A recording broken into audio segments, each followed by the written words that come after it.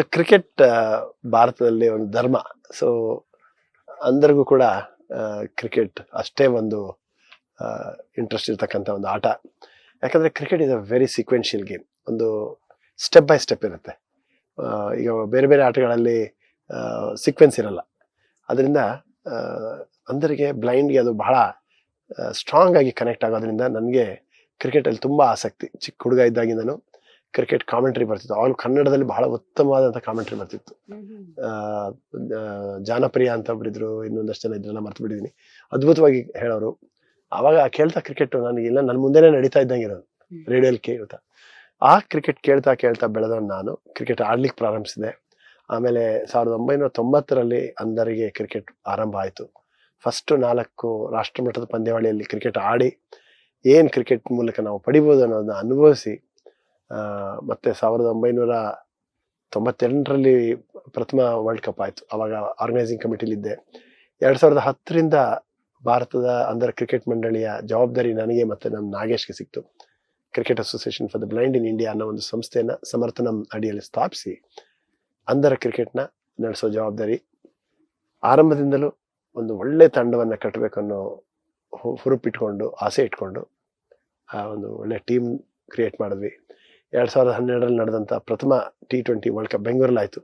ಆ ವರ್ಲ್ಡ್ ಕಪ್ಪಲ್ಲಿ ಇಂಡಿಯಾ ಪಾಕಿಸ್ತಾನ ಸೋಲಿಸಿ ಫಸ್ಟ್ ವರ್ಲ್ಡ್ ಕಪ್ T20ನ ನಮ್ಮ ಭಾರತಕ್ಕೆ ಮುಡಿಗೆ ಏರಿಸ್ಕೊಂಡ್ವಿ.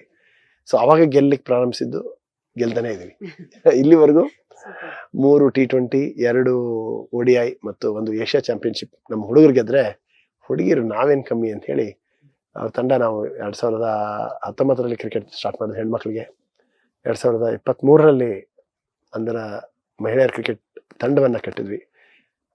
ಹೋದ ವರ್ಷ ವರ್ಲ್ಡ್ ಗೇಮ್ಸ್ ಅಂತ ಆಯಿತು ಬರ್ಮಿಂಗ್ಹ್ಯಾಮಲ್ಲಿ. ಅಲ್ಲಿ ನಮ್ಮ ಆಸ್ಟ್ರೇಲಿಯಾ ಅವ್ರನ್ನ ಸೋಲಿಸಿ ಭಾರತಕ್ಕೆ ಗೋಲ್ಡ್ ತಂದುಕೊಟ್ರು ನಮ್ಮ ಹೆಣ್ಮಕ್ಳು.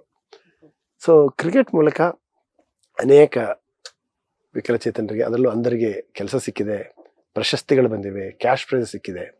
ಫಸ್ಟ್ ಕ್ಯಾಶ್ ಪ್ರೈಸ್ ಸಿಕ್ಕಿದ್ದು ನಮ್ಮ ಕರ್ನಾಟಕದ ಆಟಗಾರರಿಗೆ 3 ಲಕ್ಷ ಅಂದಿನ ನಮ್ಮ ಮುಖ್ಯಮಂತ್ರಿಗಳಾಗಿದ್ದ ಜಗದೀಶ್ ಶೆಟ್ಟರ್ ಅವ್ರು ಕೊಟ್ಟರು. ಹಾಗೆ ಕರ್ನಾಟಕದ ರಾಜ್ಯನೂ ಕೂಡ ಸಾಕಷ್ಟು ರಾಜ್ಯ ಸರ್ಕಾರ ಪ್ರೋತ್ಸಾಹ ಮಾಡಿದೆ. ಕೆಲಸ ಕೊಟ್ಟಿಲ್ಲ ಇನ್ನೂ, ಅದೊಂದು ನಮಗೆ ನೋವಿದೆ. ಸರ್ಕಾರಕ್ಕೆ ನೀವು ಪ್ರೆಷರ್ ಹಾಕಬೇಕು. ಬೇರೆ ಸ್ಟೇಟ್ಗಳು ಕೊಟ್ಟಿದ್ದಾರೆ, ಒರಿಸ್ಸಾ ಮತ್ತು ಕೇರಳ, ಆಂಧ್ರದಲ್ಲೂ ಕೊಡ್ತಾ ಇದ್ದಾರೆ. ನಮ್ಮ ರಾಜ್ಯದಲ್ಲೂ ಕೊಡಬೇಕು ಅನ್ನೋ ಒಂದು ಮನವಿ ಇನ್ನೂ ಪೆಂಡಿಂಗ್ ಇದೆ ರಾಜ್ಯ ಸರ್ಕಾರದ ಮುಂದೆ. ಹಾಗೆ ಇದೇ ವರ್ಷ ನಮ್ಮ ಮಾಜಿ ಕ್ಯಾಪ್ಟನ್ ಅಜಯ್ ರೆಡ್ಡಿ ಅವರಿಗೆ ಅರ್ಜುನ ಅವಾರ್ಡ್ ಬಂತು. ಫಸ್ಟ್ ಬ್ಲೈಂಡ್ಗೆ ಈ ಪ್ರಶಸ್ತಿ ಸಿಕ್ಕಿದ್ದು. ಅದಕ್ಕಿಂತ ಮುಂಚೆ ಇದ್ದಂಥ ಶೇಖರ್ ನಾಯಕನಿಗೆ ಪದ್ಮಶ್ರೀ ಪ್ರಶಸ್ತಿ ಬಂತು. ರಾಷ್ಟ್ರ ಪ್ರಶಸ್ತಿ ನಮ್ಮ ಪ್ರಕಾಶ್ ನಾಯಕ್ ಅಂತಿದೆ, ಪ್ರಕಾಶ್ ಜಯರಾಮ ಅಂತ ಕರ್ನಾಟಕದ ಹುಡುಗ, ಅವನಿಗೆ 2017ರಲ್ಲಿ ರಾಷ್ಟ್ರ ಪ್ರಶಸ್ತಿ ಬಂತು. ಸೊ ಈ ರೀತಿ ಕ್ರಿಕೆಟ್ ಮೂಲಕ ಅವರಲ್ಲಿರ್ತಕ್ಕಂಥ ಒಂದು ಪ್ರತಿಭೆಯನ್ನು ಹೊರತಂದು ಅವರಿಗೆ ಒಂದು ಗೌರವ, ಸನ್ಮಾನ ಸಿಗೋ ಹಾಗೆ ಮಾಡಿದ್ದೀವಿ ಅಂತ ಹೇಳಲಿಕ್ಕೆ ಹೆಮ್ಮೆ ಆಗುತ್ತೆ. ಅಷ್ಟೇ ಅಲ್ಲದೆ ನಮ್ಮ ದೇಶದ ಕೀರ್ತಿಯನ್ನು ಕೂಡ ನಾವು ಭಾರತದ ದೇಶದಲ್ಲಿ ಅಷ್ಟೇ ಅಲ್ಲದೆ ಬೇರೆ ಬೇರೆ ದೇಶಗಳಲ್ಲಿ ಹೋಗಿ ಚಾಂಪಿಯನ್ಶಿಪ್ಸ್ನ ಮತ್ತು ಬಯಲಾಟ್ರಲ್ ಸೀರೀಸ್ನ ಗೆದ್ದು ನಮ್ಮ ದೇಶಕ್ಕೆ ಕೀರ್ತಿ ತಂದು ಕೊಟ್ಟಿದ್ದಾರೆ ನಮ್ಮ ಹುಡುಗರು ಅಂತ ಹೇಳಕ್ಕೆ ನನಗೆ ಬಹಳ ಸಂತೋಷ.